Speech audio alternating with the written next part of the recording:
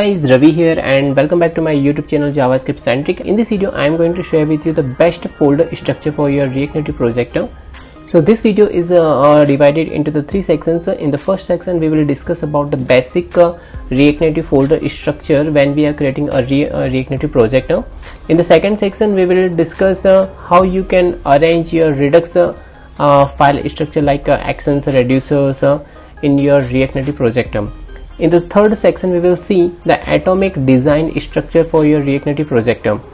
So if you are new on this channel, let me tell you, I am a JavaScript developer and I have worked on both the web development and the mobile development.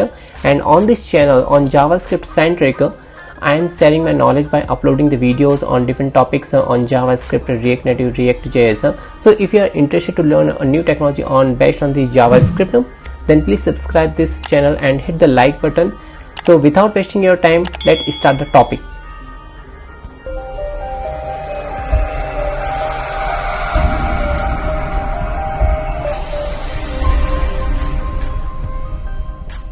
We will create a new React Native project. So for that one, let's open the terminal. Here we will create a new React Native project. So for that one, let's run the command npx React Native init demo app. So it will download all the necessary files and templates and it will create a new React Native project. So it will take some time. To create a React Native project, you should have Android Studio and the Node.js, and if you are using the Mac OS, you have to install the Xcode for iOS development.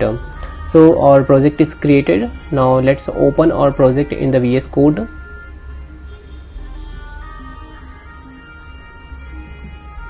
So here we can see these files are automatically generated with the new React Native project, like Android folder for Android development, iOS folder for the iOS development. Here we can see the app.js file. This is our main file, and this is the index.js file where we are registering our app. So now let's run our app. I am running on iOS simulator.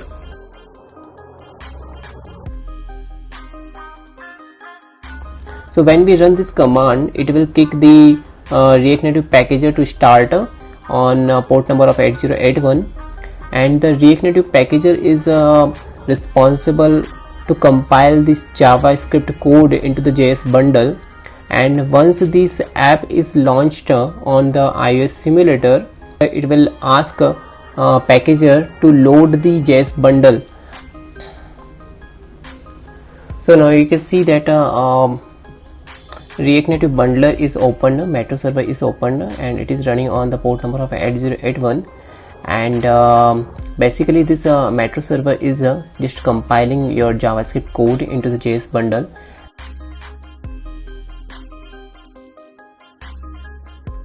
Application is running on our iOS simulator. Now let's discuss about the basic structure of React Native. So here let's create a folder, source folder. Inside this source folder we will create some of the important folders like assets,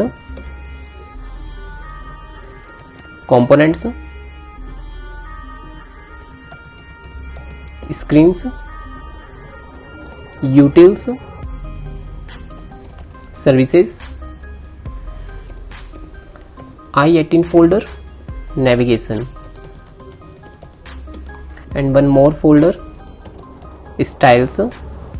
So these are the basic folder structure for the React Native project, where inside the assets folder you can put all your fonts, images like app icon, app background images. You can put inside this assets folder. For that one you can create separate folders inside the assets folder like fonts, images. So inside the components folder you can create custom things like if you want to create a custom button, custom text, custom input, then you can create those things inside the components, like you can put there. Okay, so you can implement the function component for this custom input and custom buttons, and after that you can use those custom button and input into the different screens. Now inside the i18 and folder, so this folder hold the translation files for the different language. Like if your application is supporting the different language, then in this case you can add the features in this file. So you can use the library i18 and npm library for the different language support for your application. So inside the screen folder we are creating the different folder like home, login, register, and inside all this folder we are creating index.js and one more file, styles.js. So similarly we can create a same file inside the login and inside the register folder. In our application we have the different screens: login screen, register screen, home screen, profile screen. So you can put all the screen inside this screens folder. Now come up with the services. So inside the services we can write different services, and we can implement API call related logic inside this folder. Like auth service, inside this service we can implement the logic for login and for register purpose. Okay, similarly we can write here service, user service. Inside the user services you can implement the logic like getting the profile, user profile, edit the user profile. So all of the logic will be part of this user services. A part of it you can write a global style. You can implement a global styles where you can put all the styles styles related with the text and buttons in this file, and you can use globally in your app.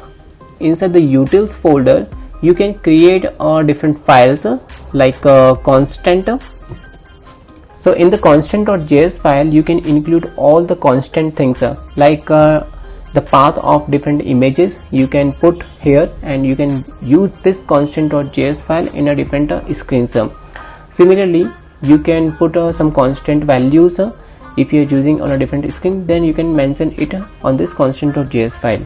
A part of it constant.js file you can create a helper.js file. In the helper.js file you can write different logic for validation purpose, some code that it can be reused like a progress bar, a date picker. So you can write those logic in the helper.js file. If you are working on a small application, a small React Native project, then you can follow this basic folder structure.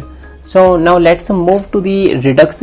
So if you are working on a Redux Saga, then you can create a separate folder for the Redux. Inside this Redux folder you can create a store.js file. Inside this Redux folder you can create actions, and inside the actions you can write different actions for your purpose. You can define type.js file where you can mention all the type of actions. Now we have reducers.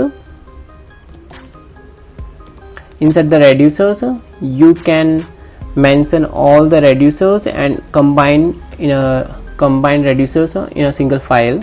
Okay, so here you can create a different files like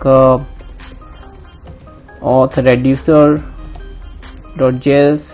user reducer.js. So you can create a multiple reducers and you can combine in a single file index and export the root reducers here. If you are using the Redux Saga, then you can create a separate folder for that one, sagas, and here inside this one you can define your sagas. Now let's move to the atomic design structure for the React Native project. So if you want to use the atomic design structure, then inside the component you can create a multiple folders like atoms, molecules, then organism. So atoms are the smallest possible stand-alone elements like the text, button input, so you can create a separate custom input file, separate custom input button inside the atoms. Now inside the molecules, so the molecules are the combination of multiple atoms. Like you can create a custom text input with a label, so whenever the user enters something wrong inside the text input, it will display the error. Okay, so similarly you can create a custom text input, custom buttons, okay, and those are the combination of the multiple atoms. In the organism, you can create a custom forms. So the organism is the combination of the multiple molecules. So the example of the organism is a custom form where you can include the multiple molecules like custom text input, the custom buttons, and all of this will be part of the organism. So this is an atomic design structure for your React Native project, and you can follow this structure in your small or any big project also. So hope you like this video, and if you like, please hit the like button and subscribe this channel for upcoming videos. I am uploading videos on this channel daily basis. If you have any query, please comment. So thank you for watching this video. We will meet in the next video tomorrow. Thank you.